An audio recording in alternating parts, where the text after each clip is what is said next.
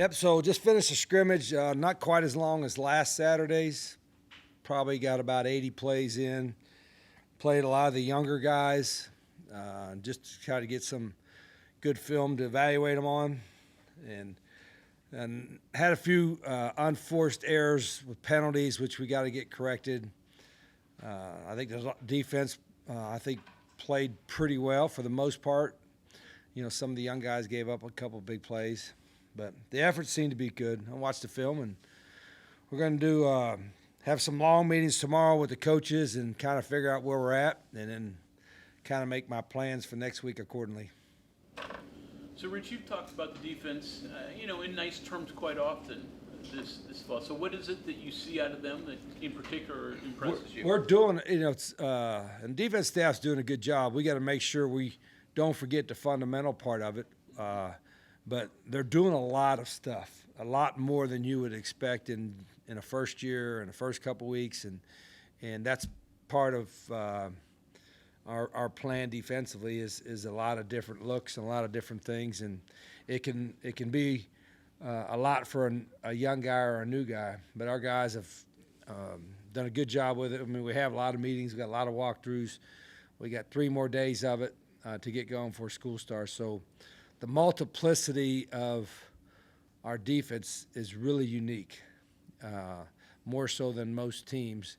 And I would be worried about it and pull back the reins if I saw us making a whole bunch of big mental mistakes in practice, but I don't see that. I mean, every once in a while somebody might be wrong in a technique or something, but they've handled it pretty well. So, obviously, a lot of new players on that side of football. Most of them have played a good bit of football elsewhere. So does that help as they're trying to adapt to a new system? Yeah, I think anybody's been, now even the guys from high school, they're getting coached. Kids are getting coached really well now, I think, at high school level. If they're coming from group of fives or junior colleges, they've gotten coached. Now, they haven't gotten coached in this scheme, and I'm hoping that we can add to whatever they've fundamentally that they haven't maybe touched on a lot. We're going to add to that because you still got to be able to tackle. You still got to get off of blocks. You still got to have block destruction where you're changing the line of scrimmage. You still got to have eye discipline whether you're matching up in zone or you're playing zone or you're playing man. So there's a lot of fundamentals, and part of it we probably, and I'll talk to them. I think there was 1 fumble today. There probably needs to be more caused by our defense. We got to go after the ball a little bit. But we're getting a lot of pass breakups, which means we're seeing the ball and moving pretty good on the pass aspect of it. But I don't remember a lot of tip balls today, so we've got to do a better job of that too. How was the tackling? I think it was okay, just okay. I think there was a couple missed tackles here and there, but I don't know if it's because we weren't explosive enough to make a miss or what have you. But there were a lot of people around the ball a lot of times when we tackle, which is for the primary thing. When I watch film, we'll watch it all together. And when I'm watching, I'm not so much looking for the mental mistakes as I am looking for effort on both sides. And I can't determine that until I watch the film. Anything with the scrimmage jump out at you, good or bad? No, it was just kind of, it was kind of like good and bad. It's like the start of it when we had a couple penalties, unforced errors on offense. Those were really frustrating. I don't know why we have that. Not lining up right, receivers not lining up right in formation. There's no excuse for that. That happened twice. Offensive lineman, I yelled at the official because an offensive lineman was lined up in the backfield, and I'm like, "Don't we get a warning?" And he did warn him, which is what they usually do. They warn you. So that's like double bad. Like they warned you and you still did it wrong. So that kind of stuff should never happen. Would you consider at this point the defense, are they further along slightly, progression or game readiness in the offense, or do you think it's about equal? Yeah, I don't know. It's probably about the same. We don't game plan. I don't tell the defense. I mean, they're probably watching. They have to defensively watch what you do on offense and call plays accordingly because that's the way defense is structured. But offensively, I don't. Hey, they're going to play this, and so we're going to call this. And a lot of coaches do that. I don't do that. We're going to run our stuff, and then I'm not worried about winning the practice per se. I just want us to execute what's called. Did you see some of that back and forth like you did in the first one, offense and defense? Yeah, a little bit. Again, it was mostly younger guys, so we completed a couple long touchdown passes, but I think it might have been over against the younger group. Did you have the last week Zach was talking about how he messed around with the in-helmet communications and bounced it around in a couple of the linebackers. Did you use that for the quarterback? No, we use it every day. Yeah, Rhett has 5 or 6 of the quarterbacks on it every day. I probably should be on it. That way I wouldn't have to yell as much. You know, I have out of helmet communication. You know what I'm saying? He has in-helmet communication, which is perfect for his personality. I have out of helmet communication, which is perfect for mine. I just yell. Plan right now is just for Rhett to be in there, or are you going to be in there? Probably. Just one guy, and that'll be him. I'm gonna say I wouldn't be the guy doing it on the games. I'll be screaming at this or thinking of this, and Rhett's the calm, measured guy. You know, tell him the coverage, and you have up until 15 seconds before it clicks off, so he's got plenty of time to give us tips, and so we work on it every day. And the difference is now every coach is on the field. On Friday, when we have our practice on Friday, I'll have it just like the game where coaches are in the box and then the other coaches on the field. And we'll use the tablets, to look for I think they might have had the tablets ready today, but I don't think we used them. The tablets to look for the plays and review them and all that stuff. You mentioned Sunday you'll get with your staff and you'll review this. Could that maybe alter what you plan to do next week? Could you? A little bit. Yeah. Yeah, it could very well. Not the total practice structure will probably stay the same, but what we kind of feature, what we got to hone in on, who we're going to hone on this with. That I can't pronounce that. Yeah, all that we'll do. And school starts Wednesday, I believe, right? So I think, tomorrow a little bit of meetings, but it's really Monday and Tuesday are going to be truly full days. Let's try to get some semblance of getting ready for a game. Some coaches do the dual game plan. You go a mock week, then you have your real week. Do you do that? Not really. No.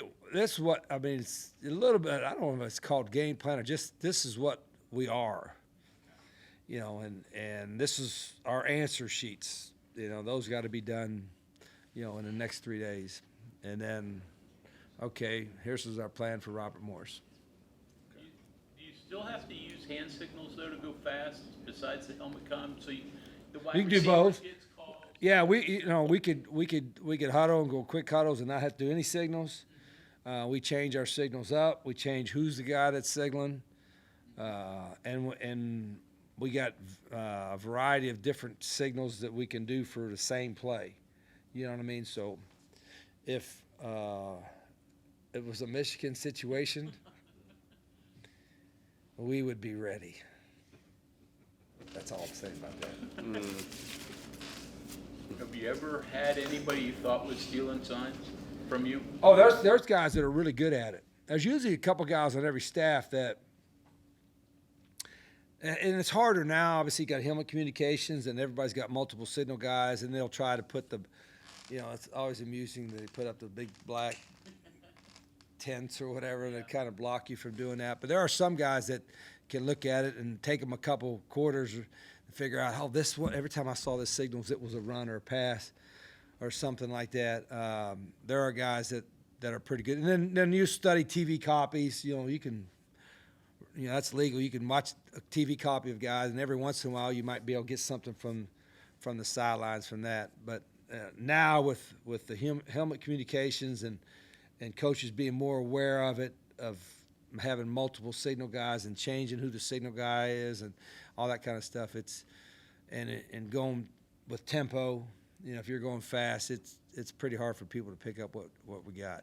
And then the same with the terminology. You may have every time they say this, sometimes if you know that they know what you know, it's however that works, it's okay. Like people say, every time we do this, they're yelling out that. Okay, that might be a good thing because we can yell that out but do something different, right? So that's always been kind of a topic of conversation for our guys, our coaches. You got students coming back on campus. How do you treat your guys that last practice before everybody's here? Yeah, they're coming in. Now, I didn't realize they'd start coming in or even yesterday or something. So I just told our guys, listen, the town is gonna get packed. You know, people are gonna know who the football players are. Be respectful. You know, understand it's gonna be a little bit busier. Everybody's gonna know who a football player is. You know, don't be an idiot. All that kind of respect. They represent everybody. Every player represents every other player on the team. All that kind of stuff.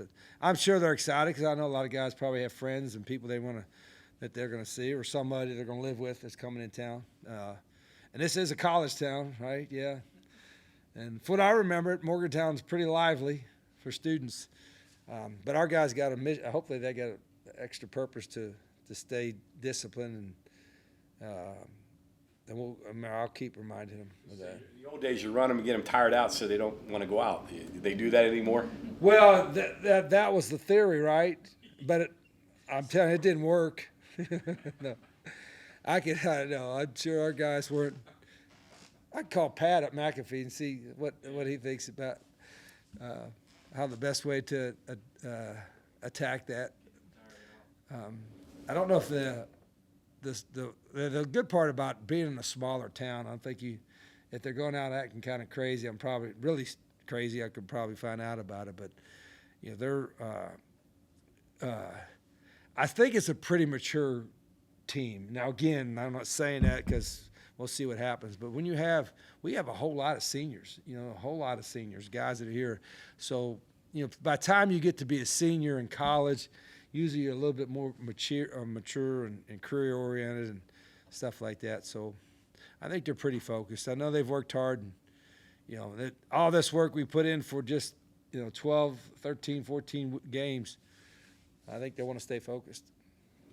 Hey, Rich, you talked about what you do in practice may change now. How much does the who part of it change? The who part, like narrowing down guys and reps or focusing on certain. Yeah, that's players? got by next Wednesday when school starts. You can't get 50 guys, 60 guys on offense and defense ready to play a game. That's just too many people. We can't have time to have reps because you only have so many hours a day. So by next Wednesday or Thursday, we're going to start having scout teams, and I'll have to explain to the team the importance of being a scout team member and what your role is, and that you may not be on a scout team all year. It might be just the first week or two. We'll see. And then, just looking back last week, you said that your perimeter guys maybe didn't do a whole lot, or you couldn't remember them doing a whole lot in the scrimmage. But today you said some deep plays. Did I say that?